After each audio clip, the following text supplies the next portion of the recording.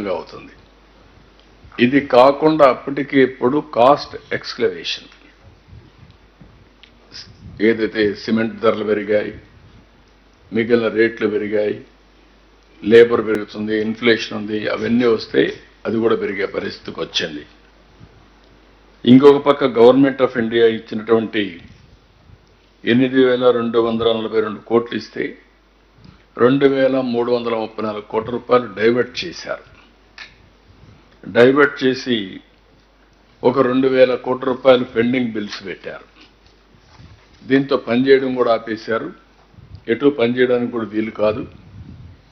ఏదైతే ఐఐటి హైదరాబాద్ వీళ్ళు వదిలిపెట్టేస్తే CWC order చేసి ఐఐటి హైదరాబాద్కి మొత్తం ఎగ్జామిన్ చేయమంటే వాళ్ళు వాస్తవం చెప్పే పరిస్థితికి వచ్చారు. డయాఫామ్ వాళ్ళ డ్యామేజ్ అవన్నీ కూడా వాళ్ళు ఎస్టాబ్లిష్ చేసే పరిస్థితికి వచ్చారు. ఆ తర్వాత కూడా నిర్ణయం చేయకపోతే అది ఎక్కడికక్కడ ఉండిపోయే పరిస్థితికి వచ్చింది. If it's family, it has to be home. If it's home, it has to be Aparna. Saluting the spirit of every couple's sacrifice to build their dream home. ఈరోజు యాక్చువల్ పరిస్థితి మీరు చూస్తే ప్రాజెక్ట్ సివిల్ వర్క్స్ అన్ని 71.793 ఆ రోజు మేము చేశాం. 3.84% మాత్రం వాళ్ళు చేశారు. ఇప్పుడు వచ్చిన తర్వాత మళ్ళీ అన్ని ఘాట్లో పెడుతూ 1.02 చేశాం. 76.79% అయింది. అదే మరి Polavaram right main canal, left main canal, ఇంకొక పక్క ఎల్ఏ అండ్ R&R ఇవన్నీ కూడా చేయాల్సిన అవసరం ఉంది. వీటికన్నిటికీ మీరు ఒకసారి చూస్తే మొన్న ఎన్నికలు అవుతాను ఒకసారి వచ్చి చూసాం. అప్పటికి ఇంటర్నేషనల్ ఎక్స్పర్ట్స్ని వేశారు. వాళ్ళు పూర్తిగా అప్పటికి కంప్లీట్ చేసే పరిస్థితులు లేరు. ఆ తర్వాత రిపోర్ట్ ఇచ్చారు.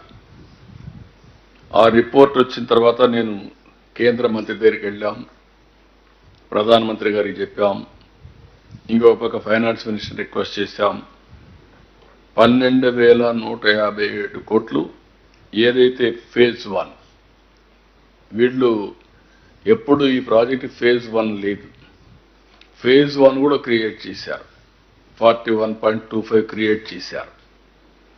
అది అడ్వాన్స్ స్టేజ్లో ఉంటే మళ్ళా నేను మొత్తంగా శాంక్షన్ చేయమంటే లేట్ అయిపోతుంది కాబట్టి ముందు కంప్లీట్ చేద్దాం అనే ఉద్దేశంతో దాని కంప్లీషన్కి ఒప్పుకున్నాం. ముందు అది కంప్లీట్ కావాల్సిన అవసరం ఉంది. దీనికి 12,157 కోట్లు శాంక్షన్ చేశారు. 2,385 కోట్లు డబ్బులు కూడా రిలీజ్ చేశారు. అదే మరిగా దీని మీద ఆ డబ్బులంతా కూడా మనం వర్క్లు కూడా స్పీడప్ చేశాం, బకాయిలన్నీ క్లియర్ చేశాం. ఇంకొక పక్కన లెఫ్ట్ మెయిన్ కెనాల్ పనులు అనకాపల్లి వరకు పూర్తి చేయడానికి టెండర్లు కూడా పిలిచాం. ప్రాజెక్ట్ని పూర్తిగా కంప్లీట్ చేయడానికి ఒక యాక్షన్ ప్లాన్ కూడా తయారు చేశాం. అందుకే ఈరోజు నేను వచ్చింది క్లియర్ కట్గా ఏ పని ఎప్పుడు లోపల అవుతుందో టెక్నికల్ డీటెయిల్స్ కూడా దృష్టిలో పెట్టుకొని ఫ్రీక్వెన్సీ కూడా ఏది ముందు చేయాలి, ఏది వెనకాల చేయాలి, ఏది ప్యారల్గా చేయగలుగుతాం అవన్నీ కూడా దృష్టిలో పెట్టుకొని, ఎందుకంటే ఇది చాలా ఇంపార్టెంట్ ప్రాజెక్ట్స్, అవన్నీ కూడా దృష్టిలో పెట్టుకొని